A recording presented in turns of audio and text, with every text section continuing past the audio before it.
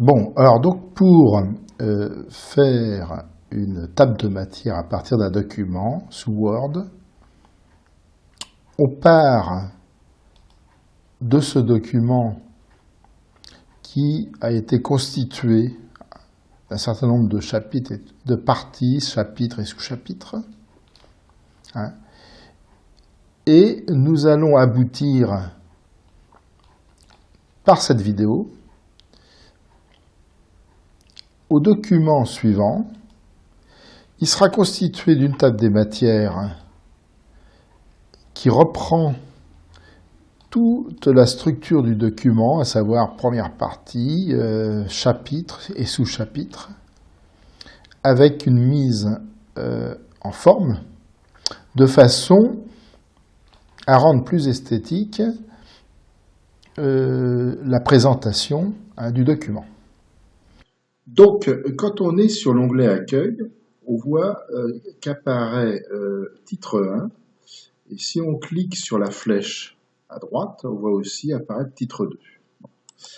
Eh bien, c'est pour indiquer les titres de façon hiérarchisée au document, donc qu'on va utiliser ce type de logo. Alors, premier point, première partie, comme c'est la hiérarchie la plus élevée, titre 1, je clique dessus. Bien. Je vais chercher ensuite la deuxième partie du document et je vais lui attribuer aussi titre 1. Titre 1. Bon, ce que je vais faire en même temps, c'est créer une page supplémentaire de façon qu'il y ait une césure de page entre la première et la deuxième partie. Alors pour le faire, donc je clique à gauche de 2 et je fais CTRL-Entrée. Voilà. Et donc maintenant, j'ai bien, disons, ma deuxième partie qui tombe en début de page. Je vais maintenant attribuer donc un titre hiérarchique moins important, donc ça sera titre 2, pour les chapitres. Donc je vais là, et je clique sur titre 2. Donc après avoir, évidemment, sélectionné chapitre. Je vais le faire pour tous les chapitres. Deuxième chapitre.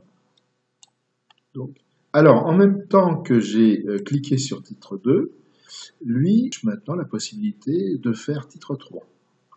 Et ainsi, chaque fois qu'on va dans les hiérarchies inférieures, il va proposer des titres, disons, de hiérarchie inférieure aussi.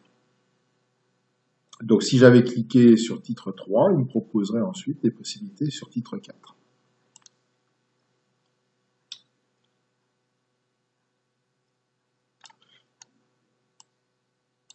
Titre 2.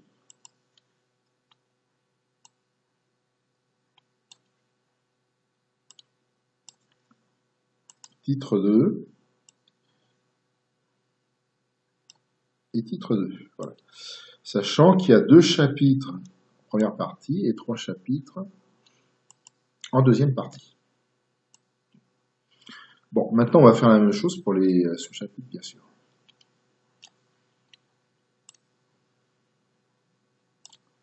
Donc là, ça va être titre 3.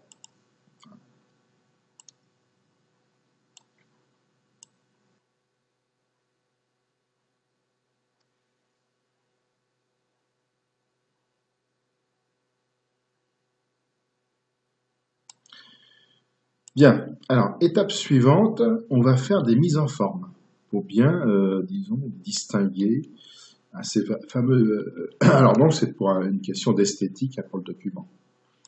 Exemple, on va prendre par exemple ici, disons, une taille de caractère, mettons de 28 ou 36.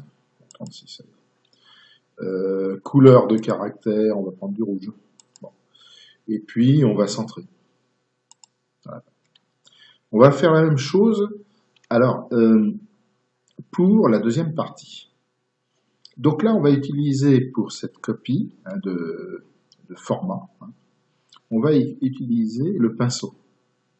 Donc je clique, alors que j'ai sélectionné première partie avec mon formatage, je clique une seule fois sur le pinceau, tout simplement pour dire que je vais le reproduire qu'une fois. Et je vais aller, voilà, avec le, alors là, maintenant, mon curseur présente à gauche un petit pinceau. Et donc ça, ce que je vais faire, je vais cliquer gauche depuis le 2 de deuxième partie. Voilà. Donc je sélectionne et puis je relâche ma souris.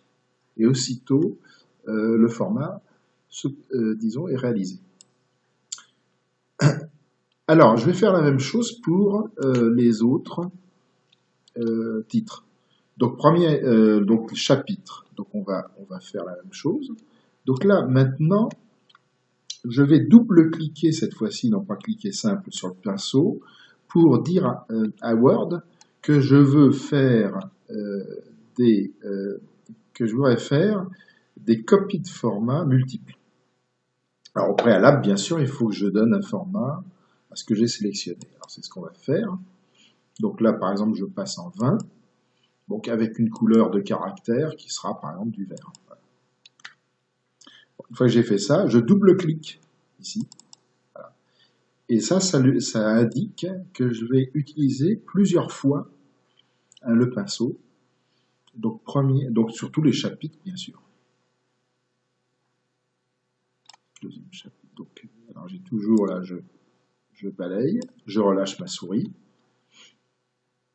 Et on voit très bien que le pinceau est sélectionné. C'est ce qu'on voulait.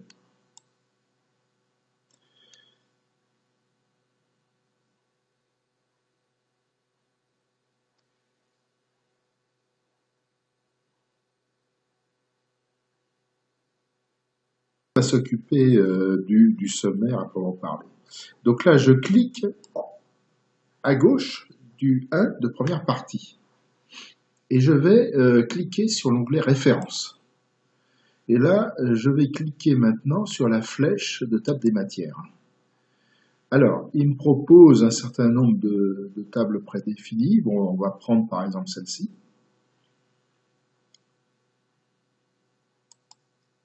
Voilà. Alors, qu'est-ce qui s'est passé?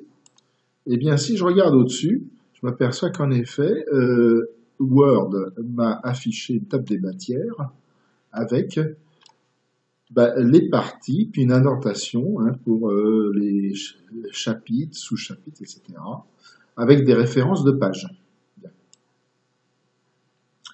Alors, premier point, on peut se dire, autant réaliser une page de sommaire bien distincte du document. Donc ça, c'est pas compliqué.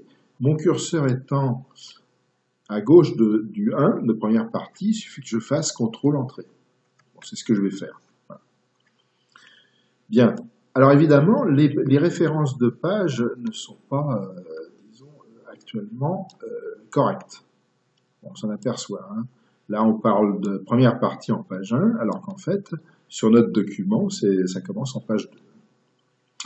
Donc, pour mettre à jour disons, cette référence de page, je clique gauche, non, ici, dans la table des matières, et je vois que en haut, à gauche, j'ai possibilité de mettre à jour la table.